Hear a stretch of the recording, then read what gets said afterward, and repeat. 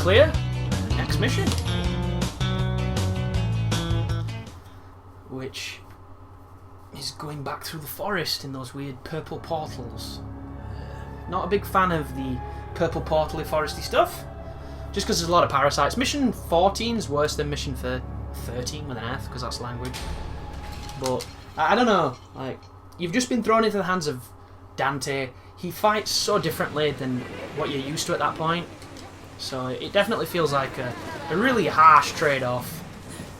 Although I do think Dante is easily the more powerful character. It's just, Nero's really easy to use. The toughest thing about Nero is he's doing the exceeds, and even at my prime on this game, I was never really good at max acting. I could get it every so often, but I wasn't the person who does it in every combo because I just wasn't very good at it. Couldn't even tell you why. It's just one of those timings I never got. And that's coming from somebody that played Guitar Heroes on Expert and, you know, likes pretty strict timing. I just... no idea. That was terrible.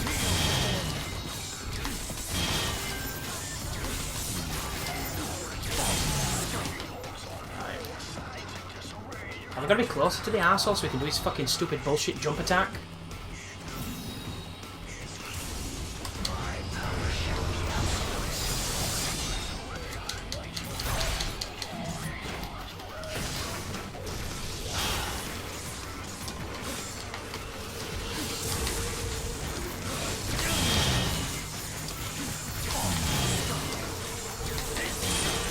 I do this really weird thing where I find it easier to time this.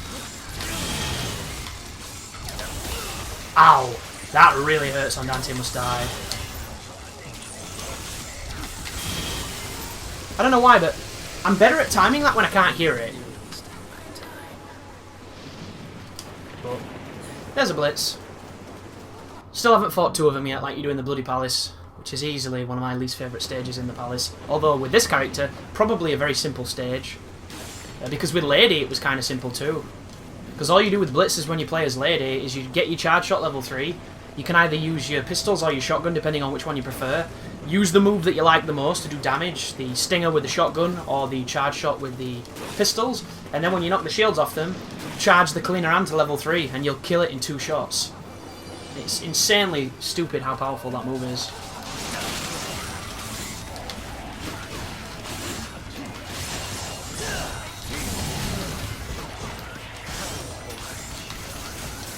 Stop it.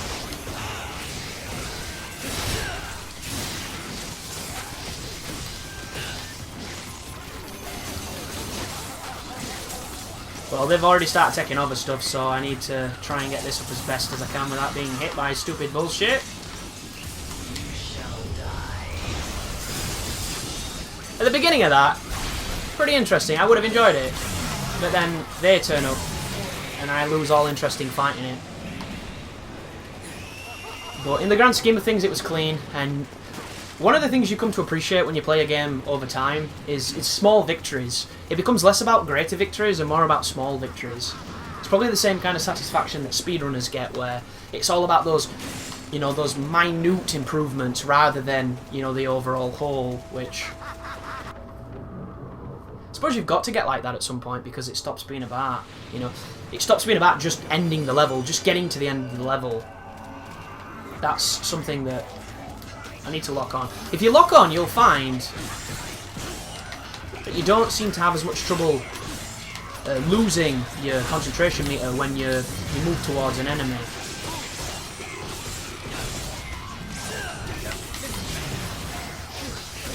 That was bad because it was a miss.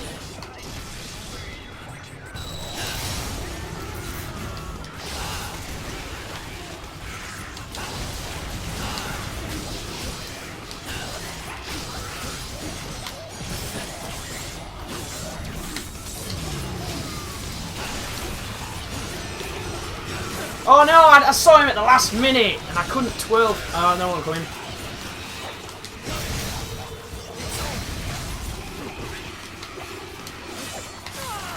Wow, no judgment cut. Again, no judgment cut. Terrible timing.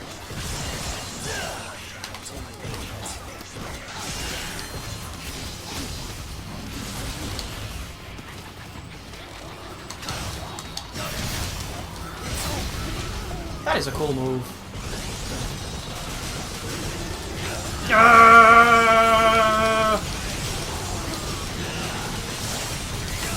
There it was, with the judgment cut on the end.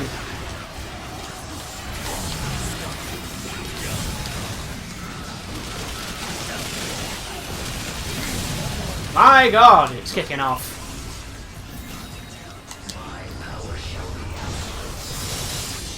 Bye.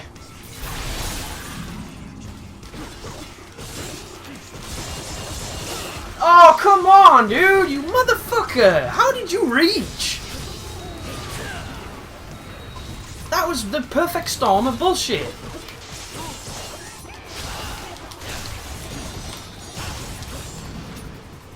My god, he ruined it. He made us blow it. We blew it all. That was a really fun fight. I wasn't a big fan when the eggs dropped in, but still, I had a lot of fun then.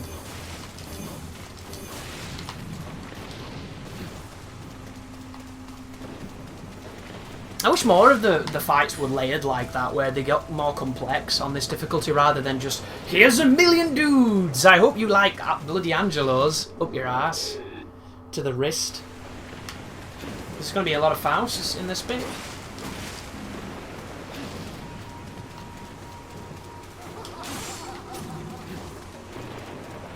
I think this level's a bit of an homage to like the Mountains of Madness with the Mist, if you ever played Devil May Cry 1, which I hope everybody has, because if you haven't, shame on you.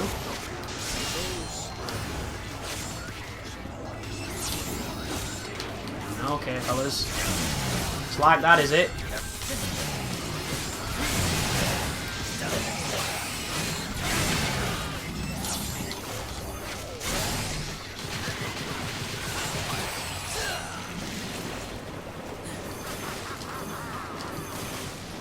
That's a couple more orbs up there.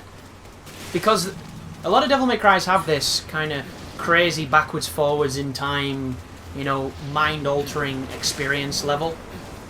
A lot of them involved hell in the original game, but there was also the mountains where you had to follow the light, the guiding light.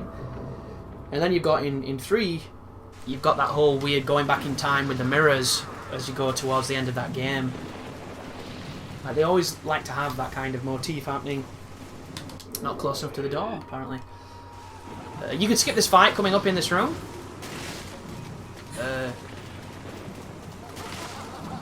I'm thinking of a different level, apparently. Interesting. Yeah, ignore me. Having one of those days, apparently. Where the old brain's just, bad guys. No? Yes.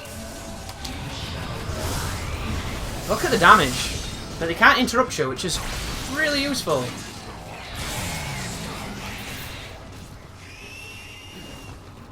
That is an enemy that when I'm rank running, I run past. Because all they do is slow you down and give you unnecessary damage.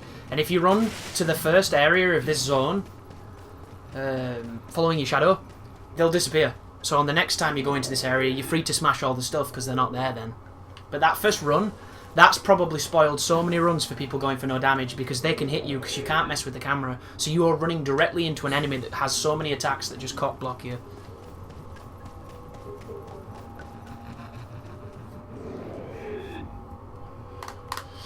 But rank running is something that happens on a game like this once you've got to the point where the game is no longer as difficult as it was when you first played. And I've been watching a YouTuber by the name of Big Benedict's walkthrough for this game, and he's been having a bit of a tough time. Which he should, really, because of how much he's played, compared to how much a lot of people have played who aren't having tough times. And he's talking a lot about the checkpoints, and it's this hilarious thing of, I don't even notice checkpoints in this game at all. Because when I die, I restart from the beginning every single time. It doesn't matter if I die on the boss, it doesn't matter if I die a second into it, I always automatic reset. Like I'm a speedrunner, and I'm not. I've played ranked long enough to know that... Ow.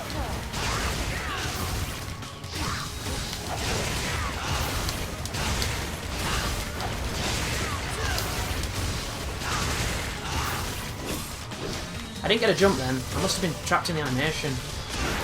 That didn't work at all. But I had fun, and that's all that matters. Can we get a... Here she comes. What's she doing? Is she going high? No, she's not.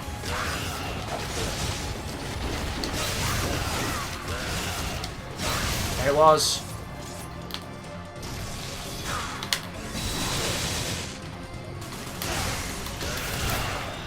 That was terrible. But I wanted to try it.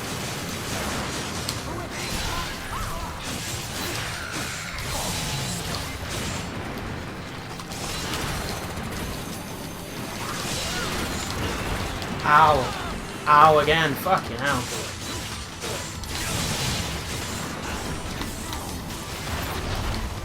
Oh, we're on. Can I,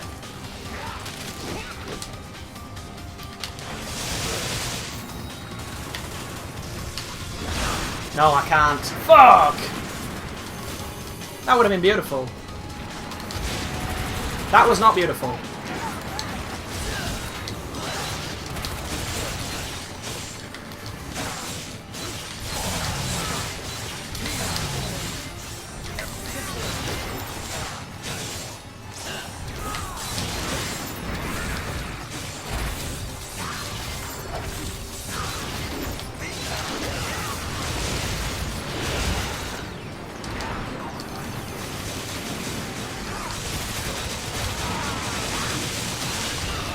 Ow.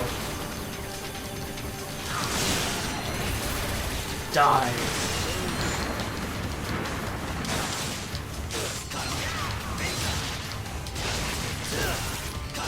It would be really good to see where I am right now.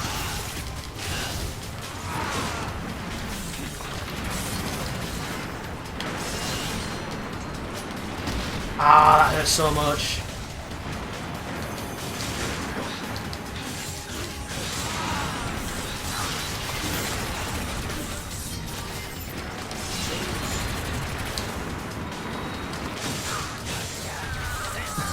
How close was that? That was hilarious. I had the perfect opportunity to try one of those distorted punches, and I just, as luck would have it and as my skill level would have it, I didn't have the concentration, and I froze her, and I got a really good opportunity, but no, just it takes too much preparation to have it all right, and I had it all wrong, which is really frustrating, but, you know, I do think she's a really fun boss, her, and a couple more fights against her. I'll say a couple more, maybe 10, 20 fights. I'll get to the point where I know exactly how to set it up and exactly how to cash it in, and I'll destroy her every time. But until that point, it's probably going to be just trying to find out what deflects what stops what, and what's the best way to deal with things. Because I hate it when she's on the ground and there's those spikes coming out. Because there's times when they whip and there's times when they don't whip, and times when you can be doing a charge and you'd be fine, other times you do your charge and it does the other one and it interrupts you. There's so many like nuance and bullshit, but that was that one.